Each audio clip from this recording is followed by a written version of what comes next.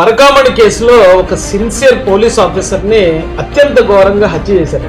ఆ పార్టీలు రాజకీయాలు కూడా కాస్త పక్కన పెట్టుకుని ఓ 30 సంవత్సరాల యువకుడు ఎంతో కష్టపడి ఉద్యోగం సంపాదించి సిన్సియర్ గా తన డ్యూటీ తను చేసినందుకు ఘోరంగా హత్య చేయబడ్డం అనేది జనరల్ గా సినిమాల్లో చూస్తాం. కానీ ఆంధ్రప్రదేశ్ లో పరిస్థితులు రోజు రోజు ఎలా దిగజారిపోతున్నాయో తలుచుకుంటే కాస్తంత ఇబ్బందికరంగా కాస్తంత భయాందోళన కూడా ఉంటుందండి. సతీష్ కుమార్ అనే సిఐ గారు ఆయన డ్యూటీ ఆయన చేశాడంటే తిరుమల తిరుపతి దేవస్థానానికి సంబంధించిన కానుకలు దొంగతనం చేయడం అంటే డైరెక్ట్ వెంకటేశ్వర స్వామి చూసుకుంటారు సంగతి ఏంటనేది. అయితే ఈ నిజాయితీ గల అధికారి ఆయన చేసిన పని ఏంటి, లోతుకి వెళ్తే మనం ఏంటి దీనిలో వివరాలంటే 2023లో జగన్మోహన్ రెడ్డి గారు సీఎం గా ఉన్నారు, భూమన కరుణాకర్ రెడ్డి గారు టీటీడీకి చైర్మన్ గా ఉన్నారు. ఆ సమయంలో ఈ పరకామణి ప్రాంతంలో డబ్బులు లెక్క పెడుతుంటే ఈయన విజిలెన్స్ అధికారి మరియు సెక్యూరిటీ ఆఫీసర్ ఈ సతీష్ కుమార్ గారు సీసీ కెమెరాల దగ్గర కూర్చొని చూస్తున్నాడు. ఆయన సడన్ గా ఈ రవికుమార్ అనే ఆయన కొన్ని నోట్లు నొక్కేయడం చూశాడు. వెంటనే పట్టుకున్నాడు. ఆయన తిరుపతి 1 లో కేసు పెట్టాడు. ఆ కేసు పెట్టేటప్పుడే ఈ రవికుమార్ వెనకతలు చాలా పెద్ద పెద్ద ఉండే ఉంటారు. అప్పుడే నీకు చెప్పుంటారు సతీష్ కుమార్ వద్దొద్దు కేసు కట్టడం ఏం పెట్టొద్దు,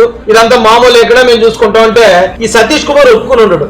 ఏమయ్యా ఈ దేవుడు సొమ్మిది ప్రజలందరూ భక్తులందరూ ఎంతో కష్టపడిన డబ్బులు తెచ్చి దేవుడి పనికి ఉపయోగించాలంటే దాన్ని ఇతను నొక్కేస్తున్నాడు, నేను ఒప్పుకోనని చెప్పి కేసు పెట్టి ఉంటాడు ఆ రోజున. అయితే ఇక్కడ మనం ఆలోచించాల్సిన ఇంకో పాయింట్ ఏంటంటే ఆ రోజు రవికుమార్ అనే ఆయన చేసిన దొంగతనం ఎంతండి, $900. $900 ఈ రోజు రేటుతో చూసుకుంటే 79,000 అయింది. రఫ్ గా 2023 అన్నది ఇంకా తక్కువే ఉంటది, అంటే 70,000 ఉంటుంది. ఒక 70,000 దొంగతనం అది ఆ కేసు. దానికి ఆ రవికుమార్ అనే ఆయన వాళ్ళ భార్య వచ్చి 40 కోట్ల రూపాయల ఆస్తి మేము టీటీడీకి రాసిస్తా ఉన్నారు. ఏమండి ఇది షాకింగ్ గా ఆశ్చర్యకరంగా లేదా? 70,000 దొంగతనం ఎవరైనా చేస్తే జనరల్ గా రాజీ ఎలా పడతాడు అంటే 70,000 దొంగతనం చేశానండి ఒక 30,000 ఇస్తానండి, ఓ 40,000 ఇస్తాను రాజీ పడిపోతానండి, లేదా ఒక 50,000 ఇస్తానండి, లేదా అది కూడా కాదంటారు 70,000 ఇచ్చేస్తాను, నేను చేసిన డబ్బులు ఇచ్చేస్తాను, దయచేసి నన్ను క్షమించండి. అది కదా రాజీ పద్ధతి.